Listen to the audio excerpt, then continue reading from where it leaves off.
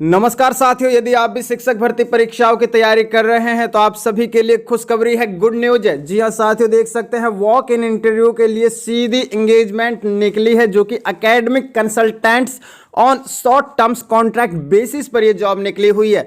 बताना चाहेंगे अंतिम तिथि बहुत ही नजदीक आ चुकी है। इच्छुक एवं योग्य अभ्यर्थी ऑफिशियल वेबसाइट पर जाकर के आवेदन कर सकते हैं। यदि आपने बीएड किया हुआ है, मास्टर डिग्री आपने क्वालिफाई की हुई है, ग्रेजुएशन, पोस्ट ग्रेजुएशन या फिर टैट सी टैट या फिर इनसे ऊपर अबाव आपने कोई भी किसी भी यूनिवर्सिटी से कोई भी उच्च डिग्री डिप्लोमा किया हुआ है तो आप आवेदन कर सकते हैं। पूरी जानकारी समझेंगे विस्तार से। यदि आप चैनल से नहीं जुड़े हैं तो चैनल को सब्सक्राइब जरूर करें, बेल आइकन ऑन करें।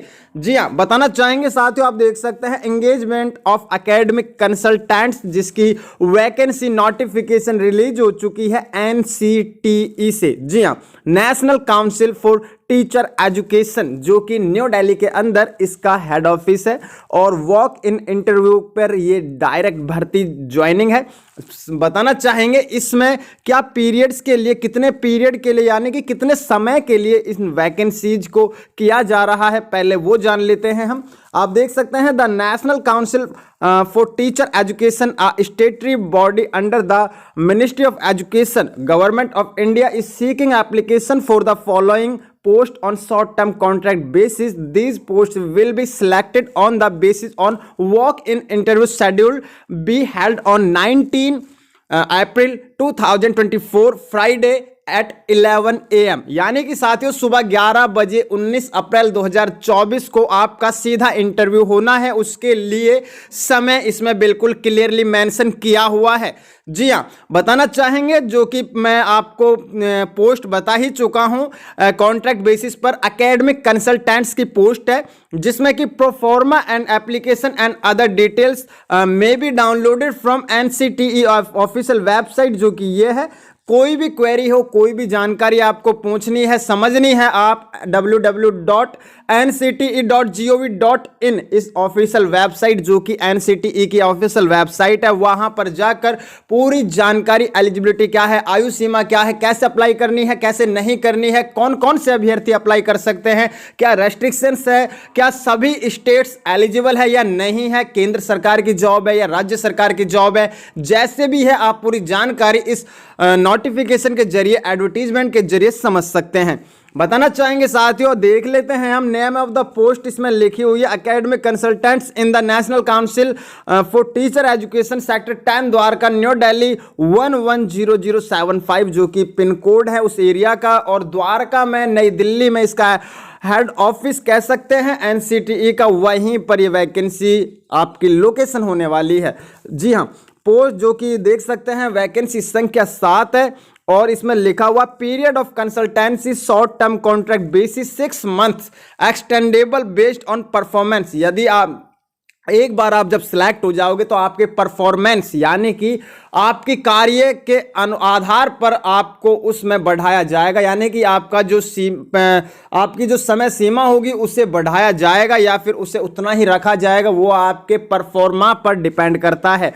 एज लिमिट की यदि बात करें तो the maximum age limit of the consultant shall not exceed 60 years on the date of advertisement, यानी कि जब ये एडवर्टीजमेंट रिलीज हुई है उसी दिन से काउंट होनी स्टार्ट हो जाएगी, यानी कि 60 साल से आज आपकी एज है, जो आपकी आयु सीमा है, वो ज़्यादा नहीं होनी चाहिए।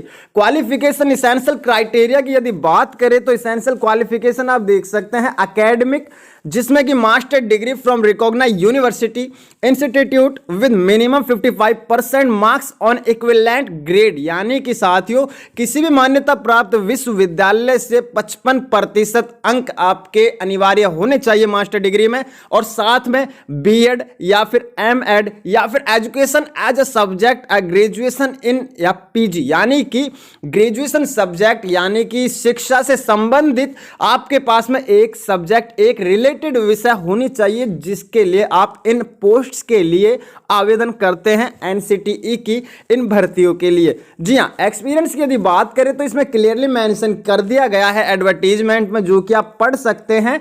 एक्सपीरियंस में लिखा हुआ है at least 3 years of experience of working as an academic expert in research या ट्रेनिंग या फिर ईटी या फिर आईसीटी या फिर e content development from contract state government या फिर पीएसयू स्टेटरी ऑन ईटीसी। यानी कि साथियों इन सभी में से कोई एक इसेंशियल यानी कि कोई एक एक्सपीरियंस आपके पास में होना चाहिए, किसी से भी आपने किया होना चाहिए, लेकिन कंपलसरी इसमें मांगा गया है। जी हाँ, आगे बात करते हैं डिजायरेबल क्वालिफिकेशन की। तो डिजायरेबल क्वालिफिकेशन में आप देख सकते हैं एमफिल है, पीएचडी है, डी लिटिल है, प्रीफेरवी यानी कि इसमें वरीयता दी जाएगी, प्रीफ्रेंस दिया जाएगा नेट स्लेट क्वालिफाइड अभ्यर्थियों के लिए। यदि आपने नेशनल एजेंसी टेस्ट यानी कि नेट क्वालिफाई किया हुआ है तो आप आवेदन कर सकते हैं। जी हाँ, गुड न्यूज है ये, बहुत ही बड़ी आपके लिए। यदि आपने स्लेट सेट क्वालिफाई किया हुआ है, पीएचडी आपके पास में डिग्री है तो आप आवेदन कर सकते हैं। बिकॉज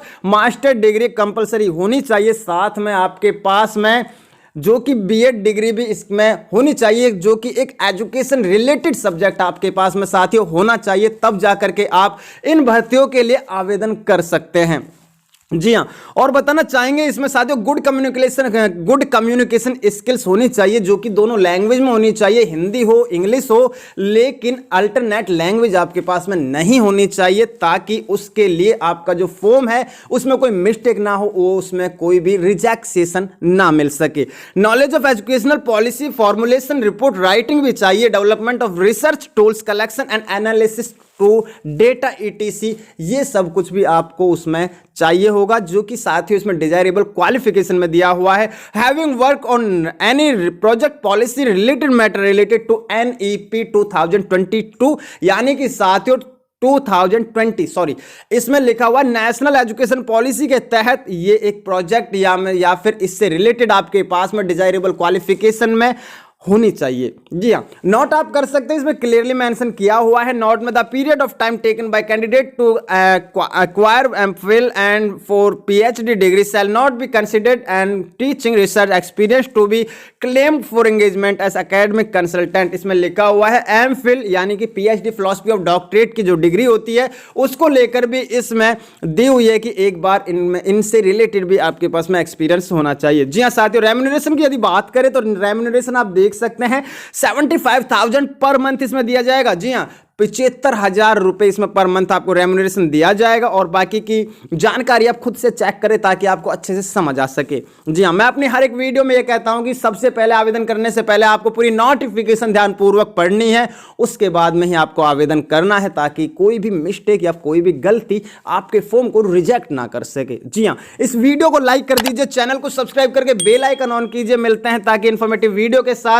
जय हिंद, जय भारत।